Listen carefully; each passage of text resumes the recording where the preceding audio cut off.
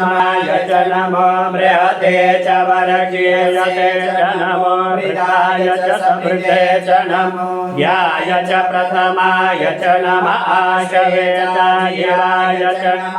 शीघ्राय च शीभ्याय च नम ऊर्ण्याय च वस्वन्याय च नमो नादेयाय च दीप्याय च नमो ज्येष्ठाय च कनिष्ठाय च नमः पूर्वयाय च परयाय च नमो मध्यमाय च पगल्वाय च नमो जगण्याय च बुद्ध्याय च नमः शोभ्याय च प्रतिसर्याय च नमो जाम्याय च क्षेम्याय च नमः लोक्याय च वसान्याय च नमः उर्वर्याय च खल्याय च नमो वर्ण्याय च कक्ष्याय च नमः श्रवाय च प्रतिश्रवाय च नमः सुखेनाय च शुरताय च नमः शूराय च भवेदिने च नमो बिल्बिने च कवचिने च नमो भर्मिने च भरुदिने च नमः